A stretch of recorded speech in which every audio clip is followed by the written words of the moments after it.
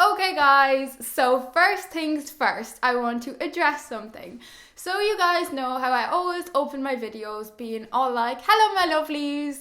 Well, this week that has all been ruined for me. So I found at least 3 other people who introduced their videos saying, hello my lovelies.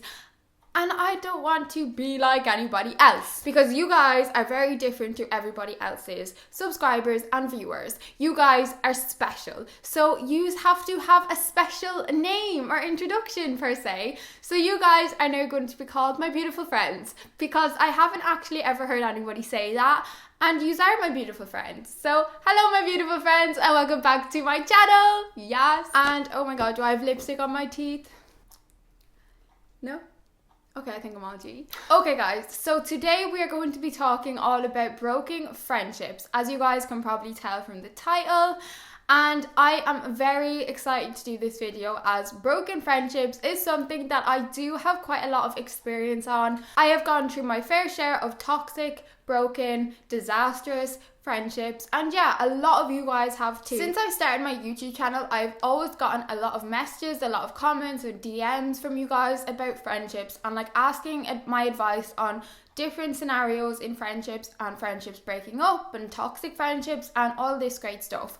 And I've never really talked too much about it before, so I was like, I want to dedicate a whole video to broken friendships because I feel like I've got a lot to say on the matter, and I feel like it's not something that can be just touched on very quickly and then, you know what I mean? So we're going to be talking about a lot of different things today. We're going to be talking about how to tell if a friend is toxic, how to cut out a toxic friend, what to do if you and a close friend are drifting apart, how to move on after a friendship has ended, and so on and so on. So I'm going to talk about a lot of different things with you guys today. So one of the biggest questions I was getting off you guys was how to tell if someone is toxic, or how to tell if a friend is toxic, how to tell if anybody is toxic. I got so many messages from you guys asking that question. These are a list of things, in my opinion, which I believe make a person toxic. So in my opinion, this is what I think makes someone toxic, is this list. And I honestly think if you have a friend who is 2 or 3 of these things, I would see that person as toxic. It obviously depends to a certain degree, but I honestly think that if 2 or 3 of these things is something that your friend constantly does, without a doubt they are toxic. That's just my opinion. Okay, so they're negative or pessimistic. So they always believe that the worst thing is going to happen, that everything is just going to go terribly wrong, that everything is going to go bad, and that nothing good will ever happen to them. They're just very negative in general, always thinking about the bad outcome instead of the positive outcome, and yeah. So they're inconsistent with the friendship. If you don't know whether this person is coming or going, if they're going to be there for you one day and they're not the next, if they just do what they want depending on how they're feeling and they don't take in regard to anybody else, they're just inconsistent. So you don't know whether they're up high or going to be down low. It's just all a bit chaotic with them. Okay, so they are resentful. This means that if they think that you have wronged them or done something wrong to them in any way, shape or form, that they will not let it go. And they will just keep picking at the old wound and picking at it until it reopens again.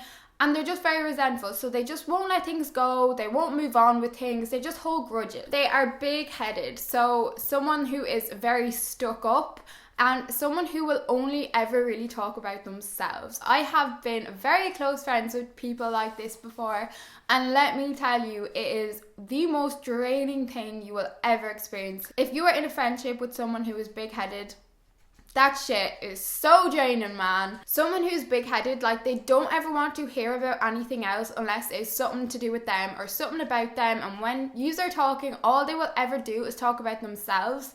And if you try and bring the conversation back to you for a minute, they will always, always, always bring it back to themselves. They are stubborn. So it's basically their way or no way. So it's their way or the highway. Like, you know them people who are so stubborn and there is no reasoning with them.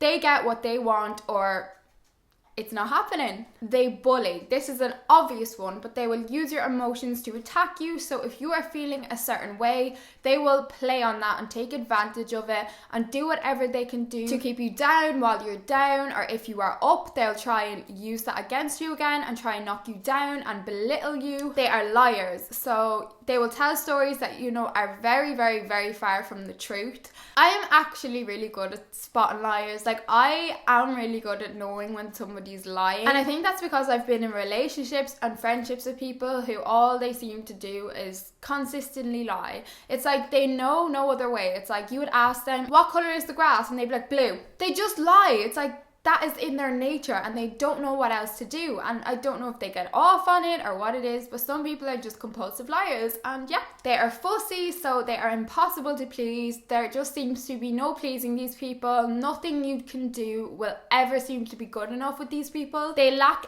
empathy. This is a big one as well, I feel. So they don't feel your pain. So all that they are interested in is their own pain, and they can't sympathize with you or empathize, and they just don't get it. They just can't understand how you're feeling and what you're going through and etc. They are unhappy. So these people are just always complaining and they're never happy, always dissatisfied, always discontent. They could literally have the whole world at their feet and these people would still find something to complain about. They are judgmental. So they're very harsh and very critical of anything you do. They have an opinion and they judge it. There is a difference between having an opinion on something and then just completely judging someone for their choices. Their life is a constant drama. Oh my God. I've literally been in a friendship like this before where their life is just a constant drama. They will always find something to make a drama about. It may be the smallest thing in the world and it will be blown into like this big explosion with them. There just always is something going on with these people, something dramatic, something has to be happening. These people kind of just always want all the attention on themselves, if that makes sense. So they will only ever offer to help you when it's convenient to them, and they only really care about themselves at the end of the day. So if they are gossipy, now this is kind of like a tricky one because I feel like everybody is gossipy to a certain extent. I feel like that's just part of human nature. Like, if you have a close friend, you're going to talk to them about certain people, like, you know what I mean? You're going to talk about certain things and stuff, but there's a difference between that, like when you're close to someone and you're confiding in them about something, there's a difference between that and then difference between somebody like then going behind your back and like spreading rumors about you, or going behind your back and telling things to people that you told them in confidence, or even just going around and saying untrue things about you. Yeah, that would be rumors, Jessica.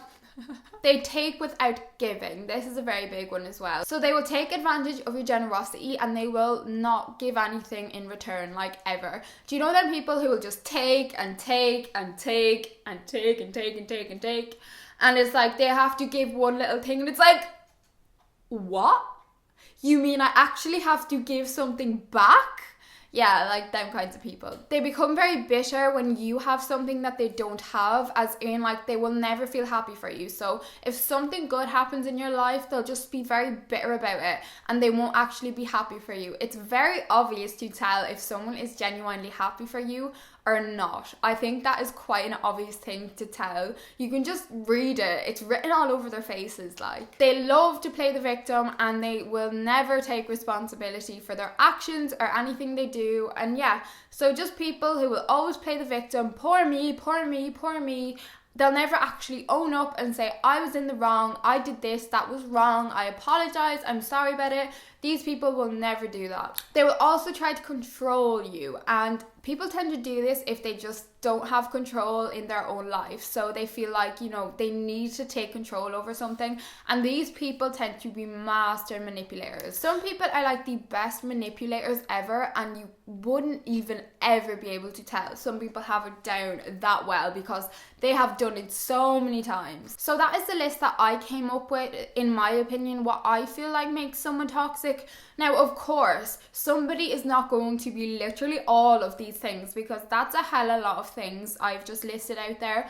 But I honestly feel if someone is 2 or 3 or more of these things, that they are definitely a toxic person. Honestly, in my opinion, I have been in friendships with, I'd say, every single one of these things. Some of the friendships I've been in, like, they have been a hell of a lot of these things. But it's just about recognizing. So once you have like a list, because having a list like that, and if you actually think of the friendship then, and it's going to come very easy if they are or not. Like, these things, there's no in between. Like, you either are or you aren't. Like, you either are inconsistent in the friendship or you're not. You either do bully or you don't. Like, you know what I mean? So it's very easy to kind of tell now when you've got a list, like, whether someone is toxic or not. And if there are 2 or 3 or more of these things, then hella girl, you need to cut that motherfucker out. I also had a couple of you guys ask me, is it selfish to leave a toxic friendship? Hold up. Girl, just take a step back. A couple of you guys asked this question and I was taken aback when I read it. I actually, like, my heart dropped. I was like, are they actually questioning whether it is selfish to leave a friendship where somebody is treating you this way? So that list I listed, even if they're doing 3 of those things, that someone is treating you that way, how is that selfish? It is selfish if you do not cut them out, in my opinion, because being in a friendship that is toxic, you are harming yourself. You're harming your happiness, you're harming your needs, you're harming your wants, you're harming everything for your future. Like, if you're in a friendship like this, how can you really look after number 1? That is you. And how can you really make sure that number 1 is happy and that number 1 has what they need and what they want? You can't. You cannot make sure that you are in a good place emotionally and physically if you have a toxic friend. Because someone who is toxic, they are so draining. And I talk from experience with this. Like, I was in a couple of toxic friendships before, but I have never been so drained in my life. And this is the first time in my life that I am not in any toxic friendship. And I have never felt better. And that is the God's honest truth. Because how can you emotionally feel okay when you have all this stuff going on in the background? You literally physically cannot. So please do never even let that cross your mind. That is it selfish. Hella no. Okay, so now I'm going to talk a bit about how to actually cut off a toxic friend. So again, I wrote down a couple of points I wanted to talk about, but yeah. Okay, so this is just my opinion again. Every friendship, no matter how toxic it is, has its good moments. You know, them moments where you laugh so much your stomach hurts, them good memories where you went and you done this and you done that together, them days where you got on so well and you had the best days ever. Moments full of happiness, love, laughter and fun. Like, every friendship, no matter what, will have all of these things. But do not romanticize it. And we are very guilty of doing this when it comes to relationships as well. When the relationship ends, no matter how emotionally draining it was, no matter how like physically draining, if it was violent, if it was aggressive, when a relationship ends, it's always for a reason. But a lot of the time, us as people, we're like, oh yeah, but remember so and so on that day and when they said this and they done that and oh my God, I miss them so much. But you can't do that. That's romanticizing it. That's just thinking of all the good stuff and completely blocking out all of the negative stuff that went on. If a friendship comes to an end, that indicates that there was a lot more negative and bad stuff happening than there was positive and good. So you have to really look at it like that. You cannot be sentimental about those who don't deserve it. And that's just the end. You just can't. This person has been treating you awful and like crap and making you feel so low and so small. So do not give those who don't deserve it a second of your time to romanticize what the friendship could have been. And I feel like you really have to do this before you can actually cut off a toxic friend, because otherwise you're going to be like, oh yeah, but you know what I mean? Okay, so the next thing I would say you have to do is be honest. It is very important to communicate your desire to end the friendship. So I'm talking about if you guys were like best friends or close friends. Like, I'm not talking about if you guys were acquaintances or like you hung out the old time or whatever. If that was the case, you don't need to communicate it because you guys weren't a big part of each other's lives. But I'm saying if you guys were a big part of each other's lives and you spent a lot of time together and so, you do need to communicate it, because it's only decent as a human being. All you literally have to say is explain to them how you feel and just tell them that you don't want them in your life anymore. You can if you want, but you do not have to go into any more detail than that. You honestly don't. That is enough. That is expressing how you feel and what you want, and you know what I mean.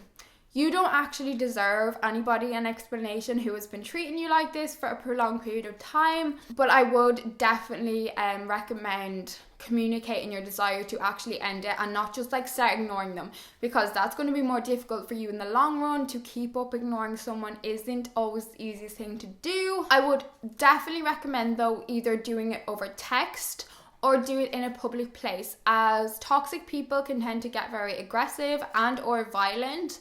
So at least if you're in a public place, you can get up and leave, walk away, or at least then that's why I'd suggest doing it over text, because obviously they don't have access to get at you, like to physically get at you. And at least this way they know your agenda and then they won't pursue you, or at least they are less likely to pursue you than you just ignoring them. Then they're going to be like, what the hell is going on? Why aren't you talking to me? So does that make sense? The next thing you gotta do is delete, block, delete, block, delete, delete, delete, delete.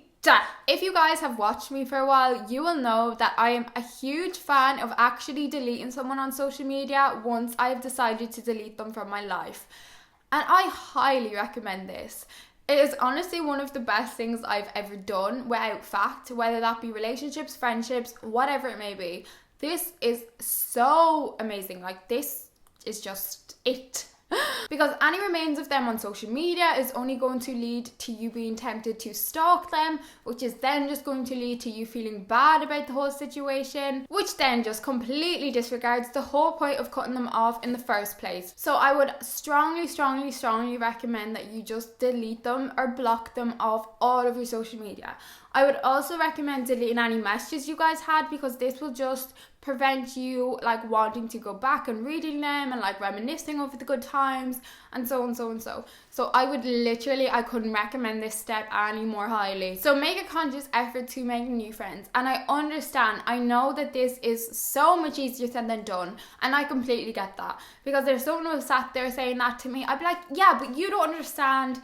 No, but I do. I completely get it. Like, I know making new friends is not the easiest thing in the world, but I do think this step is very important. So I would definitely recommend either finding new friends or investing more time into healthy existing friendships that you already have. Do you know them friendships that you may have been neglecting because this person was taking up so much of your time and so much of your emotional energy, because this person was probably draining you?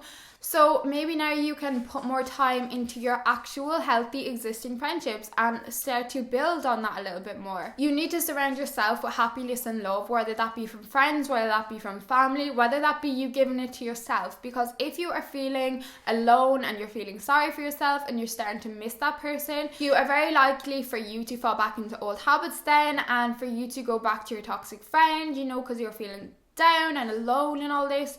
But you cannot let yourself get there. Okay, so the next thing I would say is do not re-engage. So do not get back in contact with this person under any circumstance. And I mean any circumstance. I stress this. I can't stress this enough. If the toxic friend that you cut off tries to come sniffing back into your life like a little dog, do not re-engage. If a friend of yours comes and tells you that the toxic friend that you cut off is going around saying this about you and making rumours and talking bad, ignore it.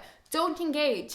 They're doing that because they want a reaction from you. They want to get your attention again, and they want to find a way for you to start speaking to them again. Toxic people know how to manipulate. They are master manipulators, and they will do whatever it takes to try and stir the pot to get you back talking to them again, or just get back in your life any way they can. It's so important to walk away firmly and keep your feet on the ground and be so strong about it. And do not be tricked into defending yourself when your toxic friend comes and tries to stir the pot again, right? Okay, so put yourself first. Oh my goodness. Most of the time in a toxic friendship, you are so used to putting their needs before your own and even sacrificing your own happiness for them. And I know I have definitely been in this position before. Think about what you need and what will make you happy in the long run. And do that without any guilt, without feeling any guilt that you would have been carrying with you when you were in the friendship. So just say when you were in the friendship and you started to do something for yourself, I guarantee you used to feel guilty about it because they had such control over you in that way. Because if they were any of that list, then hell, they're so toxic. But now you need to start doing things for yourself. What makes you happy, what you want, what you need in life. And do not feel the slightest bit guilty about it, because you are the most important person to yourself, and you should never, ever, ever forget that. Regardless of everyone else, you are first and they come after. So in my opinion, I honestly think they're the key things on how to cut out a toxic friend. Okay, so the next question is what to do if your best friend had sex with your ex. There was a couple of you guys that also asked this, and I feel sick. I feel sick thinking about it. Oh my goodness, like, girl. Well, first of all, acknowledge the fact that she is probably more than likely definitely not your best friend. No way. No? I don't know if you've ever heard it before, but you definitely have. Bros before hoes. Bros before hoes. Chicks before dicks. Chicks before dicks. What part of that don't people understand? I've always been a firm believer that one no-go area in a friendship, and I would say this is literally the only no-go area, is exes. You just don't go there. So they should literally be in this little box, and that is one place you just don't go. You don't even look at it. You don't breathe near it. You don't even think about it.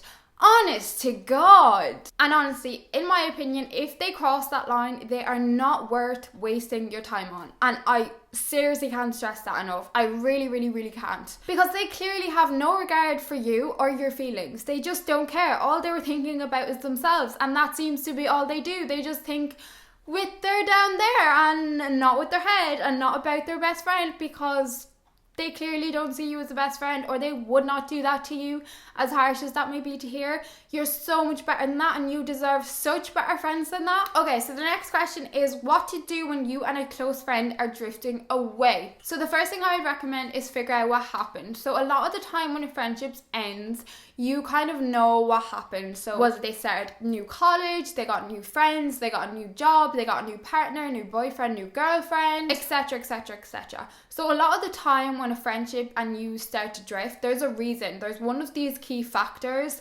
that are happening. But if you are in the place where you just genuinely don't know, because nothing major has happened like any of these things, then that is like the hardest place to be in. And I've actually been in that place before.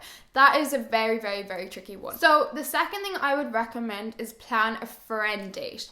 So you guys have obviously been drifting and not talking as much as you guys used to, spending as much time together. So I would seriously recommend doing whatever it is you guys used to love to do together when you first started doing friends. Was it having a Netflix and chill night with a load of sweets and fizzy drinks, or a cheeky drink of alcohol, or like did you guys used to love going to the cinema together and watching films, or what was it that you guys used to love to do? And plan a date that something you guys love to do together, and you know that is something that you guys used to have so much fun doing together, because this is going to be like a big key factor to see if you guys still have that closeness and that bond that you guys used to have. It's so easy to take friends for granted when life gets too busy, but the best thing that you can do is show that this person is still a priority to you, and by dedicating time to them, that is showing that. The third thing to do, just go ahead and ask what the hell is going on. I know it is probably the hardest thing to do, and you were hoping that I might say, you know, oh, well, do this and kind of, you know, sneak around so we can avoid that question. But no, there is no avoiding the question. If you are drifting away from someone, you are never ever going to know unless you just straight out ask them. I have done this before. I've literally just been like, have I done something to you? What is going on? I've actually used that one quite a few times myself. Have I done something to you? Have I hurt you? Have I said something? Have I physically or mentally done something to you that I just don't know about, because you won't give me the time of day? And honestly, if you just straight out ask somebody, like, they're put on the spot. They kind of have to give you a reason and an explanation as to what the hell has or is going on. Okay, so number 4, I would say acknowledge your feelings and realize that it is completely okay to feel sad and confused, or sad or confused, or feeling any emotion that you're feeling. It is completely okay. And this is the hard part. Sometimes friendships change and sometimes they end, and there is literally nothing that we can do about it. That is just all part of life. So at this stage, you've tried the friend date, you've asked the tough questions, and still nothing seems to have changed between you guys. Nothing has changed. It's completely okay to be sad. It's okay to wallow, and it's okay to miss the good times, and it's okay to wonder what happened and how the hell did that happen. And it is also completely okay to feel so angry about this. You trusted your best friend. You trusted them with all your secrets, all your emotions, everything in your whole life.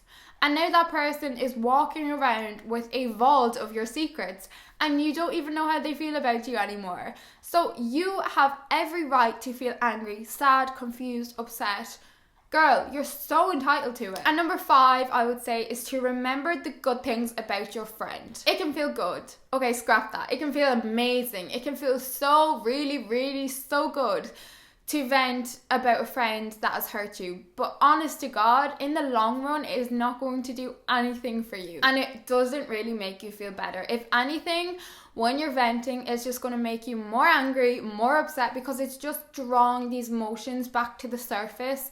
And you're just going to be feeling them so intensely all over again. Try and remember the good qualities of your friend and only speak of those when he or she is mentioned. It seriously really will help you move on and keep you open to meeting new people who will be so impressed that you were able to handle the situation so gracefully. Okay, so the next question is, how should you move on after a friendship has ended? And this one was so highly requested as well. Like, so many of you guys were asking me this kind of question. Okay, so the first thing, stay away. Seeing or speaking to your ex-friend is not going to help you move on, and it's not going to help you get over what happened with the friendship. Now, this may be really hard to do if you were the one who ended the friendship and that she keeps trying to contact you, but you seriously need to stay strong and keep reminding yourself of the reasons why the friendship ended. There was obviously several reasons why the friendship ended, and they were pretty feckin' bad if you ended it over it, and you need to remind yourself of these things. You need to focus on your other friends and your family at this time and embrace all opportunities that come your way to make new friends, make new connections. So just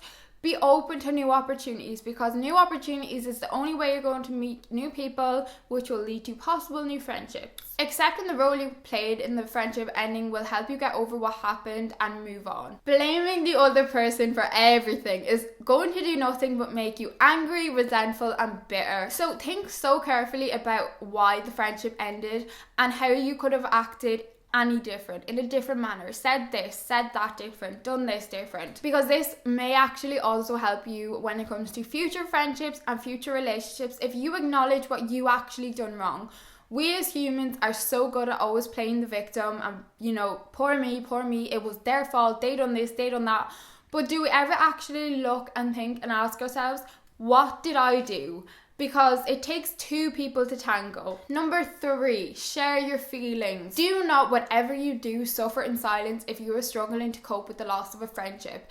Losing a friend, in my opinion, can honestly sometimes be so much harder than a breakup of a relationship or whatever. I honestly think friend breakups are one of the worst things you can really seriously go through, because you share everything with that person, absolutely everything. Talking to other friends, your family, your partner about what happened will help you accept what happened and move on in the long run. So expressing how you feel seriously does wonders for us. But try and get things off your chest without complaining and portraying the person in a bad way, because again, this is really not going to do anything for you but arouse them emotions of anger and bitter and resent. This seriously will not help you move on, and it won't help others empathize with you either, because if you're just like seriously putting someone else down, you know, you don't want to be doing that either. Number 4, seek closure. So after you have given yourself enough time to emotionally detach yourself from the friendship, this could be weeks, this could be months, this could be years. However long you need to emotionally do that, that time period is open. It's completely you, because we're all different. However long it takes you. I would honestly recommend sending your ex-friend a message, because leaving things on a bad note is only going to make it more difficult for you to complete the recovery process. Just send her a message to let her know that you bear no bad feelings and that you wish her all the best in the future. Remembering the friendship in a positive way is so much better than thinking of it as a failure. And I actually had someone do this. So I had a friend, we were best friends for our whole life since since we were little tiny teeny tots, and we had quite a bad falling out, and this would have been before I started YouTube. And then a couple of months when I had been doing YouTube, I got a message from her, and she just sent me a message saying that I was doing so well with my YouTube and that she wishes me all the best. And we hadn't spoke since we had that huge fallout. Like, we didn't follow each other, nothing. And I sent her one back, and I was like, thank you so much, and I was just wished her all the best as well. And this is kind of just like putting it at rest, and it really brings some relief to you and ease, and it's just like that chapter is now closed, but at least it's been done with no hard feelings, you know what I mean? Okay guys, I've got an hour of footage here, and I don't know how I'm going to break this down, but I'm going to have to try. So guys, I hope you enjoyed this. If you did, please give it a thumbs up, and please, if you would like to see more videos like this, let me know in the comments below, because I love doing these kinds of videos and chatting with you guys. And please subscribe if you haven't already, and yeah, I will see you all in my next video. Thank you so much for watching. I love you all. Bye bye.